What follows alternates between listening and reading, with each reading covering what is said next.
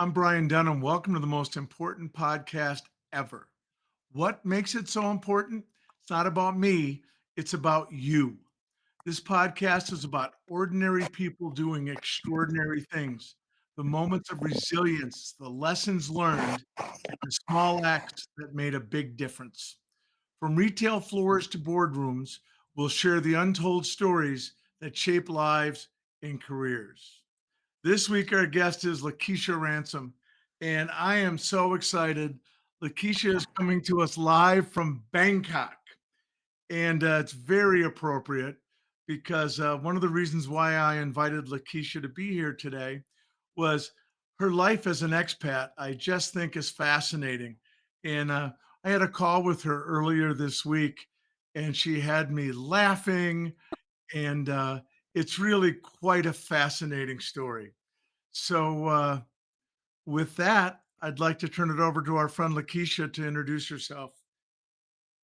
Thanks so much, Brian. And I think back to that conversation and hopefully, I mean, this will be a great conversation, but there are stories under stories under stories, especially when you think about, just yeah, all of the people that we come across in life. But yeah, so I've lived in Bangkok. This is my second go round, if you will, living in Southeast Asia. I first moved here in 2009, actually right after I left Best Buy.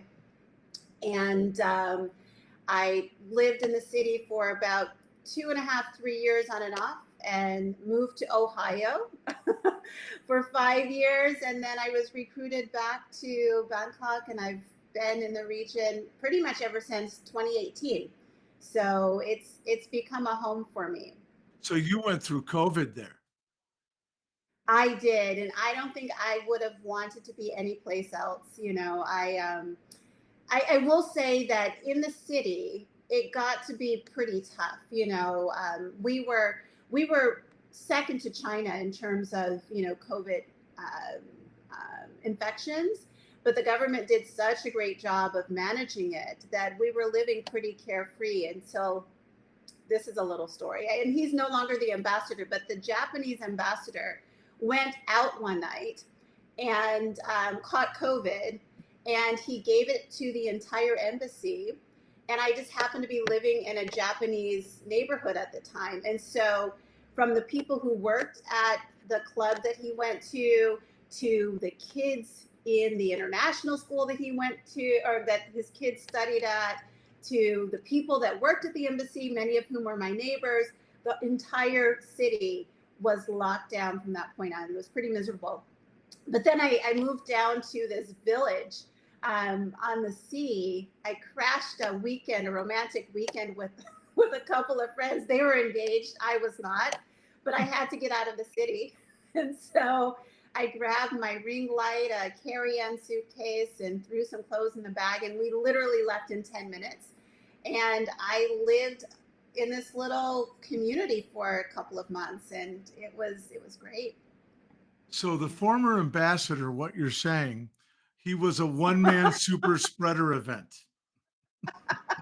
you know, that was probably, excuse me, that was probably something that I could have kept to myself, or maybe in a one-on-one. But yeah, he was a one-man super spreader. The entire, and the thing is, like, we had concentrations of the virus. Unfortunately, it impacted people that were living in pretty tight quarters. So, maybe they worked at a pineapple processing, facility where they were all living pretty closely together and working, but it was easier to manage. But yeah, that Friday night that he went out, it's like we Epic. all paid the price. I've got to go back to something you said. So you went from Minneapolis to Bangkok, is that correct? And then to Ohio. I lived in Ohio. Where in Ohio did you go? I first moved to Toledo, and then I moved to Akron. And the funny thing is that my parents live in the Toledo area. So I still had my house in Minneapolis. My dad said, just take your time, sell your house. You can live with us. And I was like, this will work for about 2 weeks. I love my parents. They're my friends, but I hadn't lived with my parents since I was 17.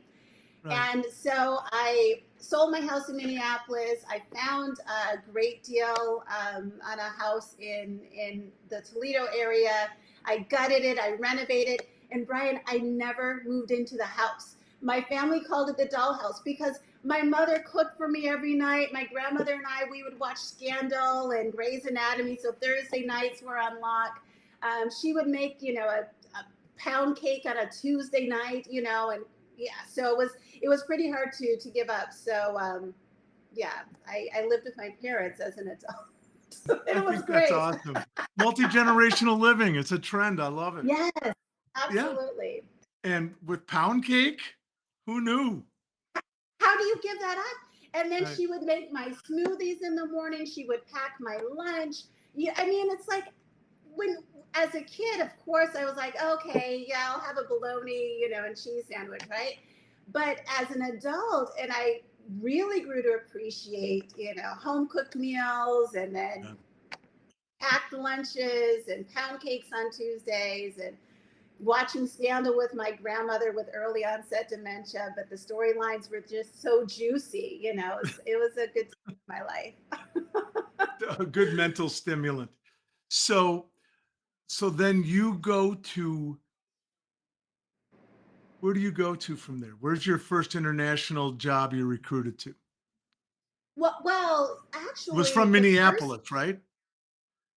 yes, yes, Yeah. but Okay. we have to go back to last century. Do it. So in 1990, 97. And actually, one of our mutual friends, Laura Bishop, that's where I first met Laura Bishop. I moved to Vienna, so I did a little bit of work with the State Department, and I was posted to the U.S. mission to the United Nations in Vienna with the International Atomic Energy Agency. And I thought, this is some sort of mistake. I mean, I was really excited about this opportunity, but I'm like, I'm not a physicist.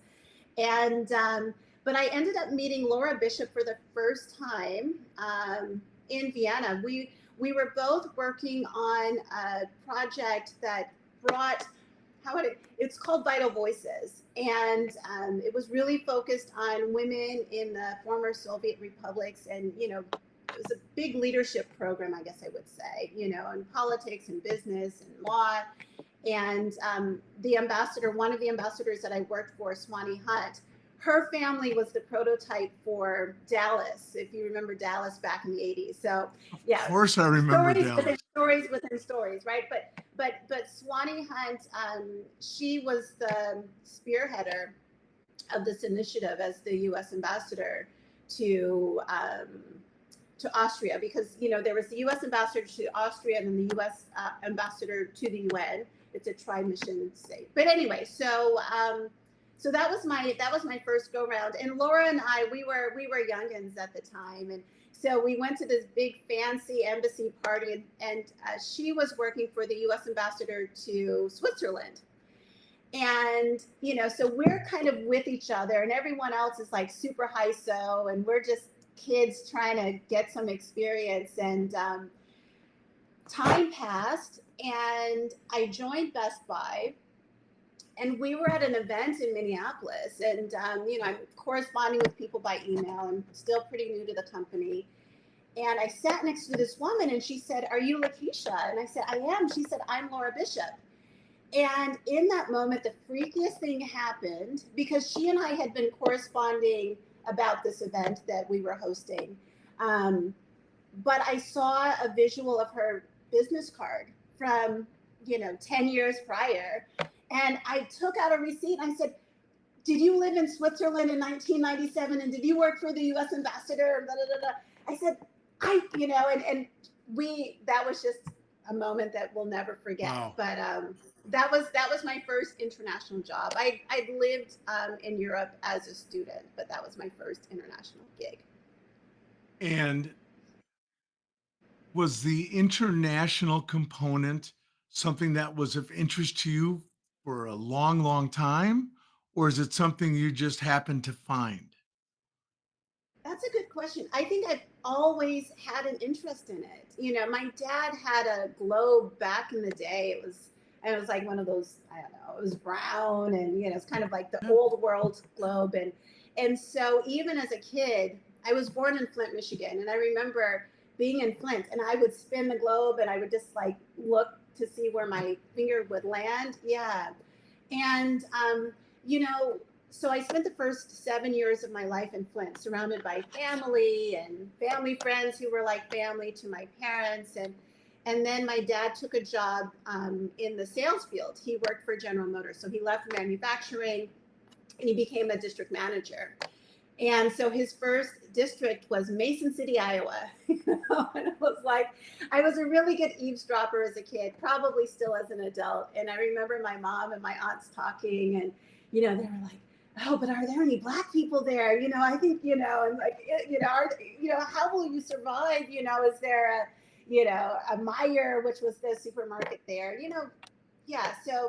But I think that really prepared me for living amongst people from different cultures. And I didn't make the connection until 2001, when I was living on a ship that was sponsored by the Japanese Prime Minister's office. So they invited 10 youth, between the ages of 18 and 40, to live on a cruise ship for 3 months. And it was the first time I actually came to Southeast Asia. And I was in a market with a friend from Kenya, and we were buying some stuff. I don't remember what it was. But she was like, will you stop talking? She was like, you and that damn accent, like we can't negotiate with that American accent that you have, right? But she said something so profound. She said, how is it that, we just spent the day together, and she was from Kenya. She's like, but when you're with the Greeks, you are completely comfortable. You're with the US delegation. When you're with the Aussies, the Bahrainis.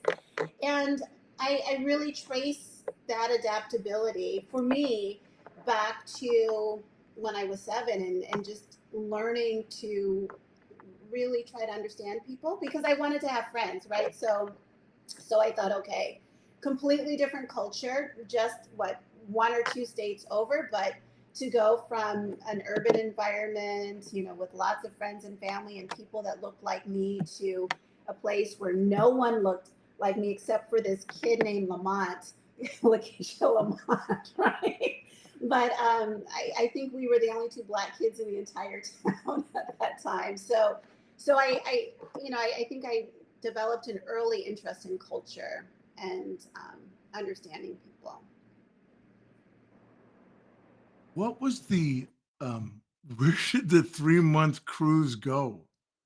I mean, Yeah, that's a really interesting question. So we were actually so our itinerary, the Japan. Oh goodness! So I apologize, for talking about the Japanese ambassador, right? So the country of Japan is very generous, and I thank them, so much for their wonderful investment in the United place. Yeah, yeah, States. yeah. Wonderful place, excellent, food and people. Although I really actually don't like Japanese food, but so we were actually scheduled to sail through the Persian Gulf, go to Bahrain and UAE and Mombasa in Kenya. And then 9/11 happened. And so, because the program, had affiliations with the State Department and other ministries from, the other 13 countries, there was a real concern about whether they should just cancel the cruise. And the governments got together and they said, no, the mission of this program is to bring together young people to understand each other and to understand the world. And so they rerouted us. We left on October 11th, 2001, so a month to the date. And the US delegation, we met up in LA. And remember, back in that time, you and I were talking about mobile technology. This was before the iPhone, right? And before really US technology could communicate with people from outside of the GSM or whatever our network was. But I remember landing in LA looking for people that looked like they would be traveling for 3 months, And so we all met up kind of real world style, and we met up in Tokyo with the rest of the delegates, and the U.S. delegation. I was wearing like a tracksuit, and it was a long flight, and one of our national leader, actually, she was in the wine business and is in the wine business, and we had to like bring national gifts, and so she's like, let's bring wine and champagne. Well, we had a few extra bottles that we couldn't check, and so our delegation was a little tipsy. And I just thought, oh my goodness, here we are in this high profile program, whatever. And so the other delegation that we met up with was the Sri Lankan delegation, and they all had on matching saris, and the guys had on suits, and we looked like we just like rolled out of a 3-day long party festival. But anyway, so we met up in Tokyo. We had homestays in other parts of Japan, and then we went to Fiji. We went to New Zealand. We went to Singapore, Thailand, back to Singapore.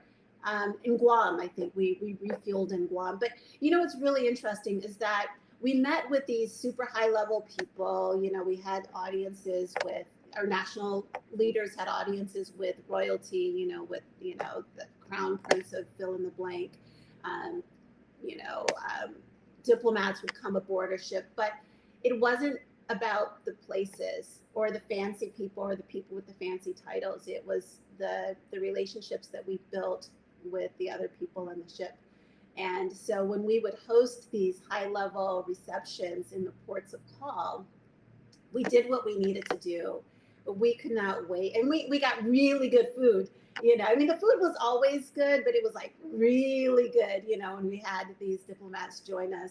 And then we could not wait for them to leave so that we could get back to just sailing and living and learning and loving, and just, yeah, it was pretty I special. think that's so fascinating.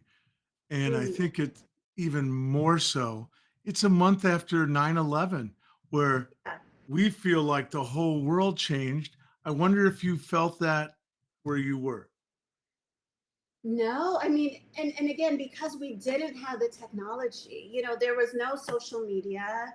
There was like the US phones, we're in the middle of the sea, we're in the middle of the Pacific. And so we were our own floating continent. And I remember we sat, again, because Japanese culture is very, structured. And so there were times we had to be very formal, and we sat, in delegations with our fellow country folks. And so the United Arab Emirates and the United States, we were always right next to each other. But I remember the first, the time that we had our first official meeting, and every member of the UAE delegation, the Bahraini delegation, and the Egyptian delegation, they came over. They shook our hands one by one and said, "We are so sorry for what's happened to your country."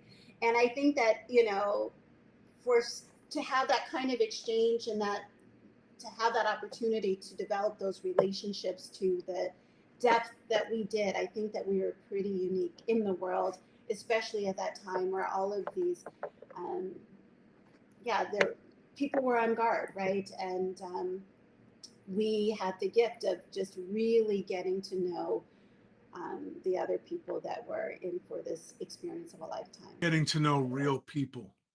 Yes. And it was like being in kindergarten again. It didn't matter the fancy titles that people had. I mean, literally there was like this member of the Egyptian delegation, and he was this national journalist guy, who would be the equivalent of Matt Lauer before the scandal back in the day, but everyone in the Arab world knew him. But he was just like us. And then, there were people who literally grew up sleeping on dirt floors, and but it was just a matter of, were you kind? Did you share? Were you open?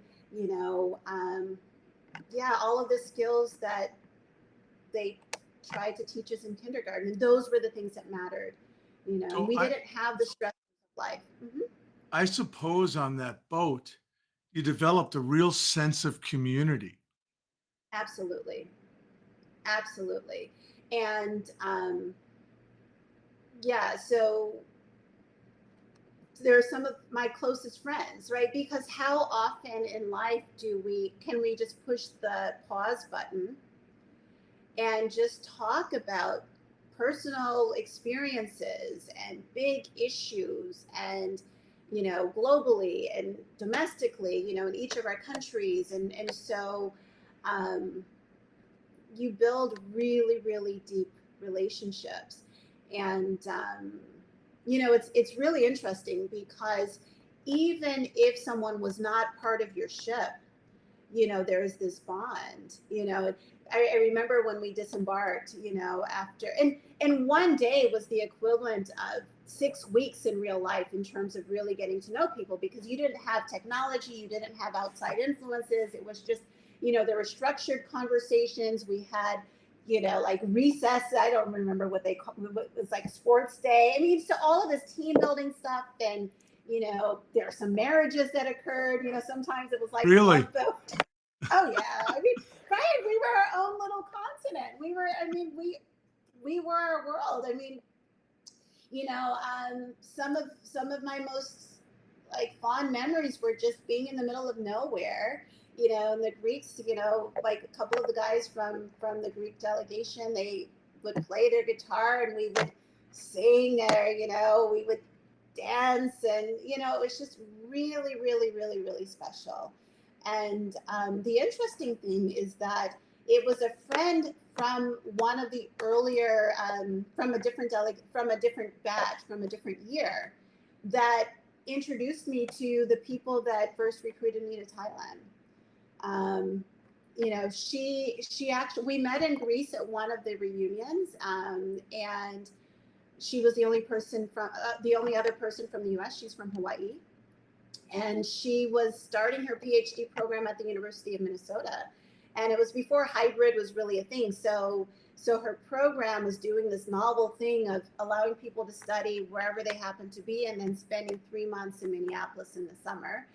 And so I said, you can live with me, just you could stay at my place. And one night I went out with her and a couple of friends from her program, and a couple of people were from Thailand, and they were like, you should move to Bangkok.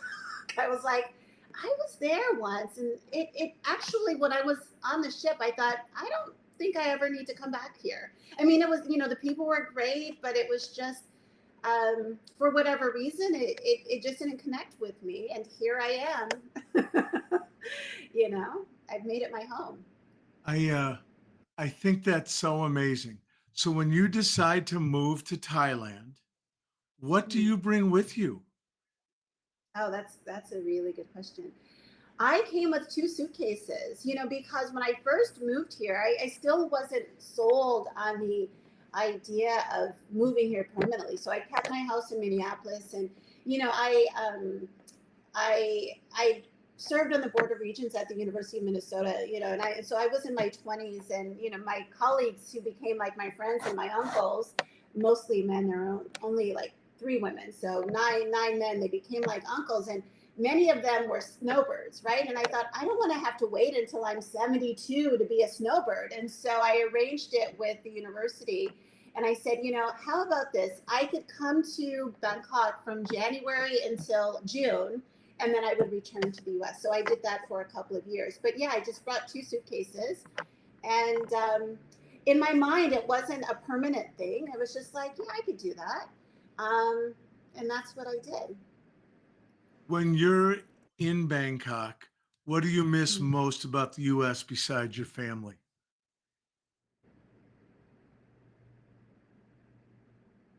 Is there a food? No.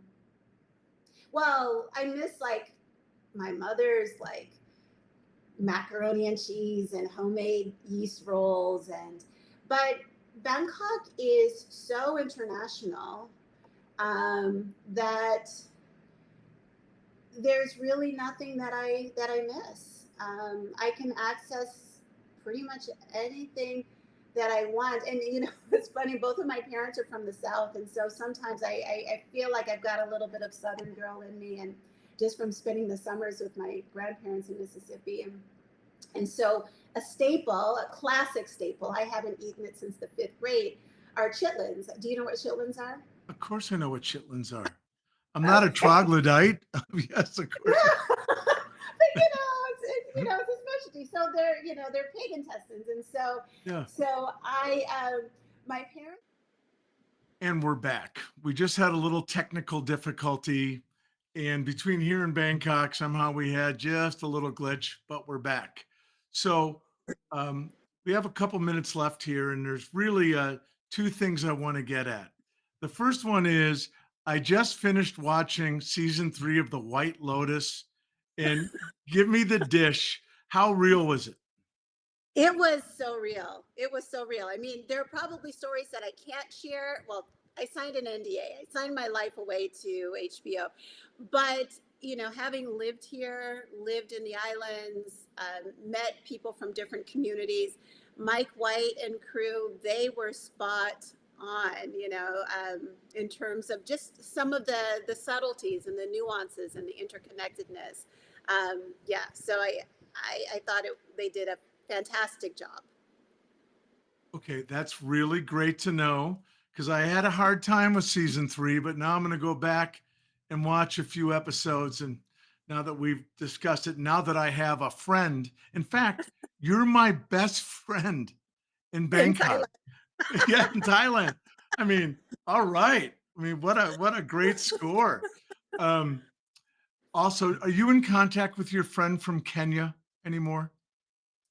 Yes, I mean, well, loosely, just through social media, just like you and I've been connected, but I've Yep. not spoken with her. Oh my goodness, in 20 years. I mean, it's Wow. hard to believe how quickly time I passes, yeah. but I took my family, my sons and their girlfriends to Kenya and had the most magnificent experience. I think about it every single day. mhm. I just loved it. Not just the obvious things, the wildlife and all that, but the people. I found the people to be very warm and lovely. Yes. Listen, I feel like we just scratched the surface and this half an hour shot by. I hope you'll come back and share more of your international experiences because I have about 35 more questions for you. I would love to. This has been so much fun. The time has flown by. One phrase that I learned. So I was a stand-in slash extra background actress on White Lotus, and so one phrase that I learned that I'll share with you is called "check the gate." And that's what the director and then the assistant directors and then everyone else responds with when they've got the shot, and we can move to the next scene. And so no, but it's been a lot of fun to spend this time with you, and I would love to come back. Fantastic. And I thank you so much for your time. And when you're back in the States, I really would love to have a cup of coffee. I would love that, Brian. So Well, good to let's see keep me in the loop, please. And you. that's it for this episode of the most important podcast ever. I want to thank our new best friend in Thailand, Lakeesha Ransom, for sharing her story. And I especially want to thank you for tuning in and listening. If you enjoyed this conversation, share it with someone who might find it meaningful. You can watch and listen to us on our YouTube channel, and you can find us wherever you get your podcasts. And please subscribe. It's free and it helps us out a lot. And we look forward to seeing you again soon. Thank you.